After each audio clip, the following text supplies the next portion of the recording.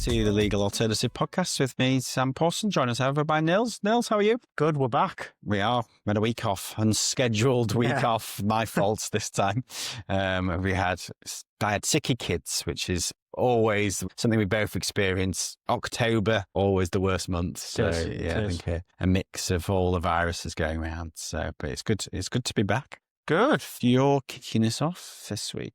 Yeah, I just wanted to talk very briefly about a relatively new concept, the Electronic Travel Authorisation scheme. I think I'm right in saying you've been to America. I have. I think you've been to Canada as well. I have. Both. I don't know if Canada adopts this same scheme, but I know whenever I've been to America, you've got to fill out an ESTA. This is very similar to an ESTA. So a bit of a sea change in terms of the way that the border is looked at in terms of security and having to apply if you require transit through the country or if you come in here for certain purposes. So, new electronic travel authorization scheme. It's, as I say, similar to the ESTA, so think of it as a digital permission to travel, rather. And there's certain individuals who do not need a visa who can enter the country using any. So it may be that you come into the UK as a visitor for up to 6 months. Yeah.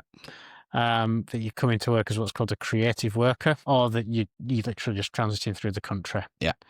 It's not required if you've obviously got permission to work in the UK, which is going to be typically all study in the UK either. Yeah. So new scheme, open to certain nationalities, usually an exemption when we talk about immigration law for people from Ireland. Yeah. So that's applying to this as well. It doesn't mean that you're going to get entry into the UK. So it's permission, an individual permission to travel to the UK. It doesn't necessarily mean that when you get to the border, they are saying we will allow you through the border. But it's now open now for non-European nationals such as USA, Canada, Australia, and for all European nationals. And that was after the 2nd of April 2025. So usual suspects in terms of EU countries. You apply online or there is an app, and each individual needs their own ETA. So when we've gone to America as a family, I've needed 4 ESTAs. Same with this. You've got to upload a photo, which I don't actually think you need to do on the ESTA. So I think that is something different to the ESTA, showing your face, but you won't need to enter your travel details. You've got to apply before you travel to the UK, so do bear that in mind. You can travel to the UK while you're awaiting your decision, but bear in mind if you're awaiting your decision and you're at the border, you may not get in, and also the airline actually may refuse you on that basis. I think when we've been travelling with airlines like Virgin, Delta, we've always asked, have you got a valid ESTA? £16 each, so a lot cheaper, takes up to 3 working days. My experience so far has been that it's shorter than that. I think the ESTAs, again, and I keep talking about the ESTAs because it's a similar scheme, that they're pretty much instantaneous. Advice is up to 3 working days unless further checks are required, and then you actually get an email saying that it's been approved. Valid for 2 years, can be used to make multiple visits, but you can't stay in the UK for longer than 6 months. And the caveats that you might expect to apply. So you can't do paid or unpaid work. You can't claim public funds. You can't marry or register through a civil partnership. So a very different type of visa. So probably going to cut down on the standard visitor visa, really, which is the other type of visa that probably these individuals would be looking to apply for. So, we were talking before for fair. People accompanying our sports players, as long as they're under 6 months, those kind of shorter visits could be useful. As I said, I'm aware of so seems straightforward, relatively sensible update. I think so, which is positive. In terms of moving on to my update, I'll use the word Nils update lightly because I did want to talk about a bit of news that's been a bit of a will they, won't they, and now there's been a comment from David Lammy that they won't, and I'm talking about the reintroduction of tribunal fees. Wanted to talk to you about it on the pod because, as you know, Nils, we've done lots of employment rights bill updates, and I think in the next few months we'll do a lot more. And a lot of when we've spoken about this, my concern or hesitancy when talking about these new updates is nothing political, but to talk about the real problems facing the tribunal at the moment, which haven't gone away.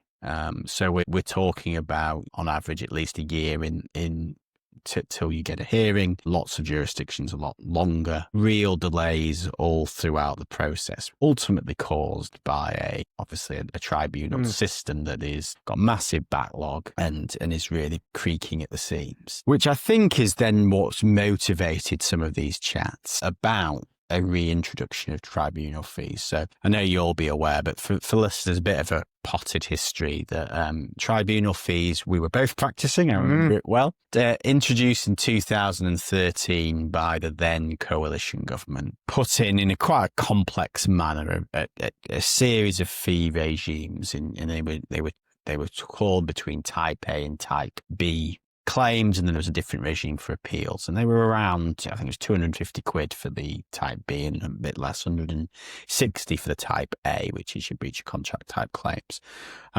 They were brought in, and almost overnight we saw a massive reduction in tribunal claims. I think the numbers I'm looking between 13 and 17. The number of cases per quarter reduced by 78%. If you then remember your history, ultimately that fee regime was challenged, and I won't go too much into the detail, but it was essentially challenged on the basis of itself was discriminatory, because it had a disproportionate impact on essentially discrimination claims, often those brought by women, which the fee regime seemed to disproportionately impact. As a result of that, fee regime was thrown out, and we are at the moment again in a regime that has no fee. So when you put in a tribunal claim, you obviously do so without a fee, which is different to almost any other county court in any other court claim.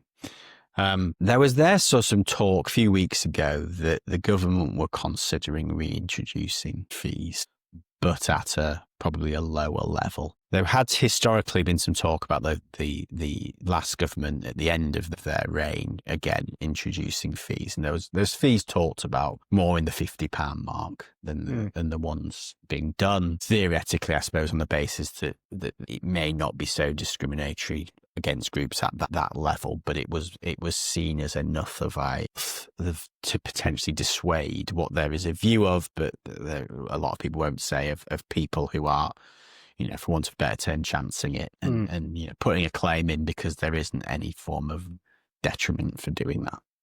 But at a low level, there's some suggestion that would be. The government has now come out, and as I say, David Lammy made a comment on his social media, essentially saying the government are not considering these whatsoever. If you believe the political gossip rumour, this is because the unions have reacted very badly to any suggestion of that. So I think that at the moment puts a bit of a pause on that topic. But why I wanted to talk about it today was it's just kind of set out, in my opinion, that the problem still hasn't been solved, which is the tribunal system creaking.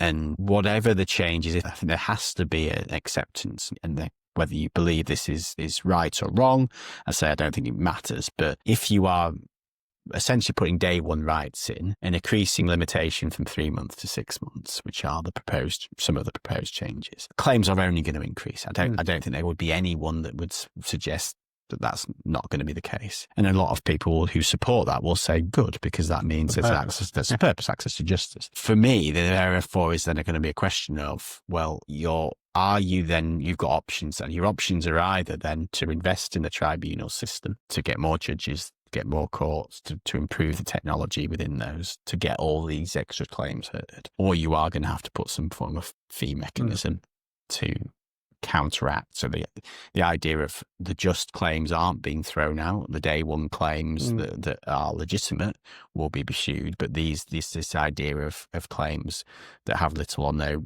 prospect won't be pursued.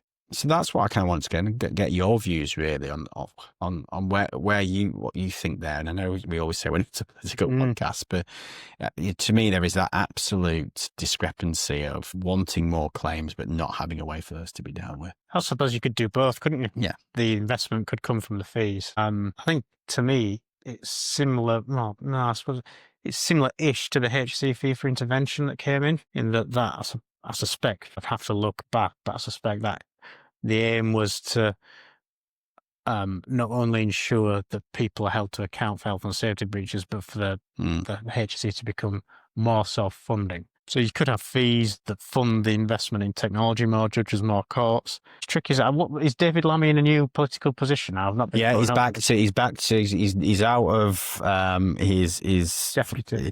So he's into a justice brief again in the last shuffle. So that's why he's a lawyer by trade. I say it's very interesting. I don't really have an answer for the pod. It's just something that I think is going to have to be actioned one way or another, unless they think through, if these changes are going to be staggered in the future, that will somehow give the tribunal time to kind of recover with a bit of natural investment, and some maybe technological changes will come in. But otherwise, my view as a practitioner is going to fall over. Or in terms of access to justice, people are going to be waiting 3-4 years to have a claim heard, which again seems counterintuitive to what we're trying to achieve. Why are other courts not subject to the same accusation that it's discrimination?